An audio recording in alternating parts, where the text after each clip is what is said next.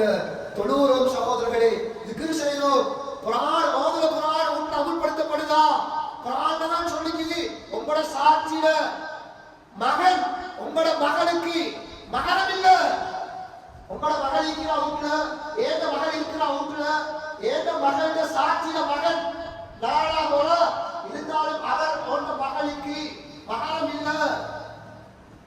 ஆனா இன்றைக்கு நாங்க என்ன சொல்லுகிறோம்? சிறு வயசுல இருந்து ஒன்றா பழகிட்டோம். நானா தம்பி போல, நானா தங்கச்சி போல, தாத்தா தம்பி போல பழகிட்டோம். அன்பானவர்களே, சிந்திச்சு பாருங்க. வீட்டுல எல்லா நல்லவர்களும் நடக்குது, ஆனா இந்த மகரமியத் பேணப்படுதா? சிந்திச்சு பாருங்க.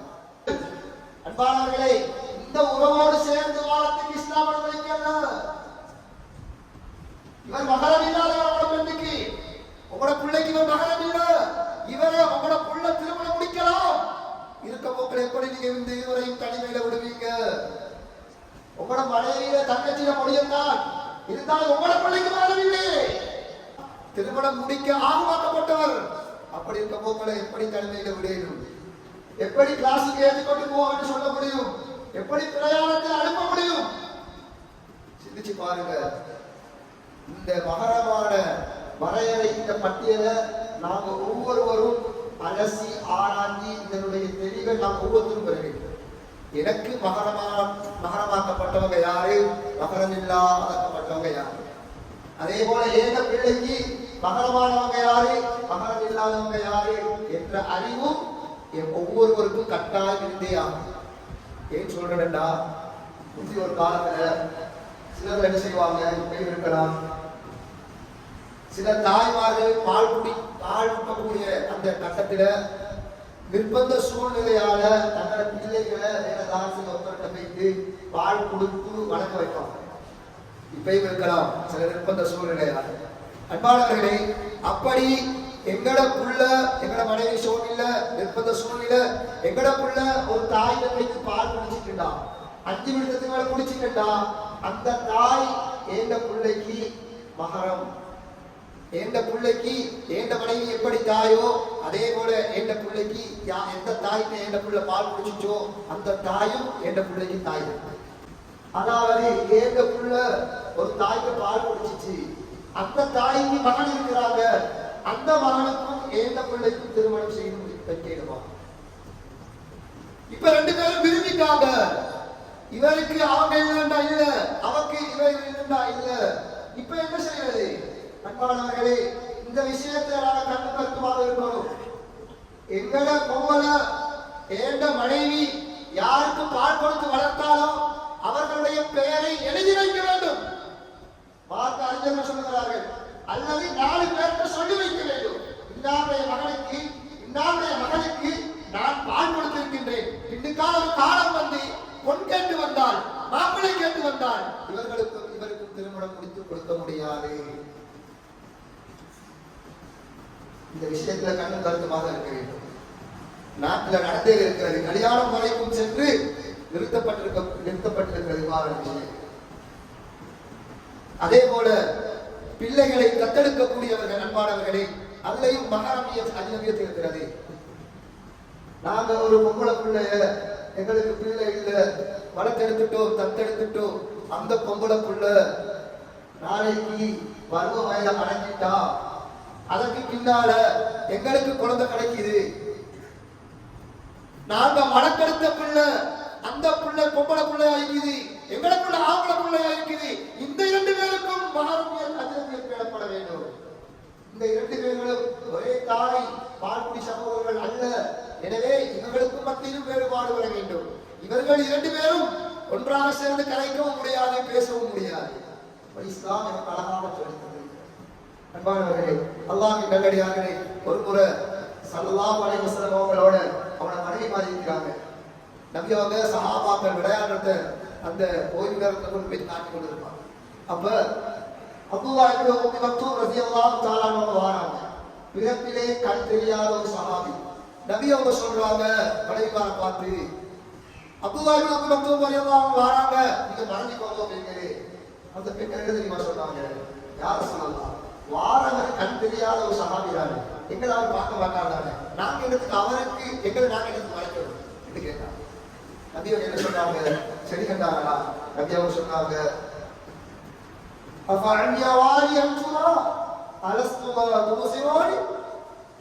வார சஹாபிக்கு தான் கண்டறியாது, உங்க ரெண்டு பேருக்கும் கண் பார்வைக்குதானே, நீங்க ரெண்டு பேரும் அவளை பார்க்க மாட்டீங்களா என்று நபி அவங்க மனைவிமாக சொல்லி மறைச்சிருக்காங்க. மகரம் வேண்ட விஷயத்துல எவ்வளவு பேடுதலாக இருக்கிறாங்க. நபி அவங்களோட மகள் ஃபாத்திமா ரலியல்லாஹு அன்ஹா மகரம் வேண்ட விஷயத்துல பாருங்க சொல்றாங்க. அஸ்மா ரலியல்லாஹு அன்ஹா பார்த்து கூப்பிட்டு சொல்றாங்க, அஸ்மா நான் மரணிச்சுட்டா, எங்க ரெண்டு பேருக்கு மத்தியில் ஒரு உடன்படிக்கை செய்வோம். நான் மரணிச்சுட்டா என்ன நீங்க இரவுல தான் கஃன் செய்யும். ஏன் கஃன் செஞ்சதுக்கு பின்னால ஏன் ஒரு காலம் இருந்துச்சு, ஜனாசாவை கொண்டு போறதுக்கு இப்போ உள்ள மாதிரி நேரால கூடியுள்ள சந்தோஷம் இல்லை, ஓப்பனா இருக்கக்கூடிய சந்தோஷம் தான் இந்த காலம். அப்ப அதில் விவாதத்துல பல மாதிரி வருது, எங்கேயோ தூர நாட்டில இருந்து அந்த மூடப்பட்ட சந்தோஷம் கொண்டு வந்ததாகவும் சில இடங்கள்ல பதியப்பட்டிருக்கிறது. சொன்னாங்க நோக்கம் எந்த கஃன் சென்றாலும் ஏன் அந்த உடம்புடைய தோற்றம் எந்த மகரம் இல்லாத ஆண்களுக்கும் தெரியப்படாது. எவ்வளவு வைக்கப்பட்டாங்க. நான் மௌத்தாகி ஜனாதாவாக இருந்தாலும் ஏந்த உடம்புடைய தோற்றத்தை எந்த அந்நிய ஆளும் பார்க்க கூடாது என்று ஆசைப்பட்டார். இன்னைக்கு எங்கட மகரம் எங்க வைத்திருக்குது? மையத்து வீட்டுல மாத்திரம் மகரத்தையும் அஜலியத்தையும் கேட்கிற நாம் ஏன் எங்களுடைய அன்றாட வாழ்க்கையில, எங்கட பஸ் பிரயாணங்கள்ல, எங்கட வகுப்பு பிரயாணங்கள்ல, எங்கட ஏழை நடவடிக்கைகள்ல ஏன் நாங்கள் பின்பற்ற இருக்கிறோம்? மையத்து வந்தா பொம்பளை மையத்து பார்க்க கூடாது சரியில்லை என்று ஓதமா இருக்கிறோமே, ஆம்பளை மையத்து பார்க்க கூடாது என்று ஓதமா இருக்கிறோமே. மையத்துல மட்டுமா இஸ்லாம்? சிந்திச்சு பாருங்க. இத்தால மட்டுமா இஸ்லாம்? உள்ளத்துக்கு எடுங்க. அன்பானவர்களே, உயிரோடு இருக்கவங்களை யார் பார்க்கறது ஹராமோ மையத்திலே அவர்களை பார்க்க. சிந்திச்சு பாருங்க. அன்பானவர்களே, அல்லாஹ்வின் நல்லடியார்களே, அஷ்ரஃப் அலி தானவி ரஹ்மத்துல்லாஹி அவரோட காலத்துல ஒரு பெண் இருந்தா. மகரம் இந்த பர்தாவுடைய வாழ்க்கை எப்ப எங்கட பெண்களிடத்துல வருமோ, எங்கட பிள்ளைகள அது அதனுடைய வித்தியாசம், அதனுடைய பிரதிபலிப்பு எங்கட குடும்பத்துல, எங்க சமூகத்துல ஏற்படும். அந்த அளவுக்கு பெண்கள் பேணுதலாக இருக்க வேண்டிய ஒரு காலகட்டம் சொன்னாங்க. அஷ்ரஃப் அலி தானவி ரஹ்மத்துல்லாஹி அவரோட காலத்துல ஒரு பெண் இருந்தா. அந்த பெண்ணை ஒரு ஆண் திருமணம் செய்வதற்கு ஆசைப்பட்டார். பெண் கேட்கிறாங்க. அந்த பெண் என்ன தெரியுமா சொல்றா? நான் கூட திருமணம் முடிக்கிறேன், பரவாயில்ல, இரண்டு நிபந்தனை. ஒன்று, நான் திருமணம் முடிச்சதுக்கு பின்னாலேயும் என்ற பர்தாவோட தான் இருப்பேன், குர்ஆனோட தான் இருப்பேன், நீங்க விரும்பினாலும் முடிச்சு. அந்த ஆடு திருப்பப்பட்டு முடிக்கிறான். அன்பானவர்களே, ஒரு வருஷம் போகுது, குழந்தை பிறக்கிறதுக்கு இருக்குது. அந்த பெண் பர்தாவோட குர்ஆனோட தன்னை காலத்தை கழிக்கிறா. குழந்தை முதலாவது ஆண் குழந்தை பிறக்குது. அதே கொஞ்ச காலம் போகுது, அந்த கணவர் ஒரு விவசாயம் செய்யக்கூடிய ஒருவராக இருக்கிறாரு. கொஞ்ச காலம் போகுது, இரண்டாவது குழந்தைக்கு அந்த தாய் தயாராகிட்டா. இப்ப தன்னை கணவர் சொல்றாரு மனைவியை பார்த்து, நான் மட்டும் தோட்டத்துல வேலை செய்கிறேன், தோட்டத்துல இருந்து வேலை விட்டு வீட்டுக்கு வந்து சாப்பிட்டு போறது எனக்கு சிரமமாகிறது, நீங்க ஒரு சாப்பாடு செஞ்சு இந்த தோட்டத்துக்கு வந்து தந்துட்டு. இப்ப அந்த பெண் குர்ஆனோடையும் பர்தாவோடையும் இருக்கக்கூடிய பெண், பர்தாவுடைய வாழ்க்கை அவடத்துல இருந்து இல்லாம போகுது. தன்னை கணவனுக்காக வேண்டி சமைத்த உணவை கொண்டு போய் கொடுத்துட்டு வாரா. பர்தா இல்ல, குர்ஆன் இருக்குது. இரண்டாவது பிள்ளையும் பெற்றெடுக்கிறார். கொஞ்சம் காலம் போகுது, மூன்றாவது பிள்ளைக்கும் தயாராகிட்டா. இப்ப அந்த கணவர் சொல்றாரு, என்னால தனியை மட்டும் தோட்டத்தை பராமரிக்கிறாரு, நீங்களும் வந்து தோட்டத்துல வந்து எனக்கு உதவி செஞ்சுட்டாங்க, கண்டுகளை நாட்டுங்க, நாட்டுல கண்டுக்கு தண்ணியை ஊற்றுங்க என்று சொல்றாங்க. இரண்டு பேரும் வேலை செய்வதற்காக வேண்டி தயாராகி போறாங்க. இப்ப குர்ஆனும் இல்ல, பர்தாவும் இல்ல, தோட்டம் வேலை வீடு இப்படியே போகுது. மூன்றாவது பிள்ளை பெற்று கொஞ்சம் காலம் போகுது. அந்த கணவர் சொல்றாரு மனைவியை பார்த்து, நான் உங்களை திருமணம் முடிக்கிறதுக்கு முன்னால நீங்க இப்படி சொன்னீங்க, நான் குர்ஆனோடையும் பர்தாவோடையும் தான் இருப்பேன், இப்ப என்ன நடந்துச்சு, நல்லா தடையில்லையே, என்னதுக்காக வேண்டி இப்படி எல்லாம் சொன்னீங்க என்று பரிகாசமாக கேட்கக்கூடிய சந்தர்ப்பத்துல அந்த மனைவி சொல்லுறா, கொஞ்சம் இருக்க, நான் உங்களை இதை நான் நிரூபிச்சு காட்டுறேன், இதனுடைய யதார்த்தத்தை உங்களுக்கு வழங்கப்படுத்துகிறேன் என்று தன்னை கணவனை பக்கத்து அறையில வச்சுட்டு தந்த தலை துணை வேலியாக தன்னுடைய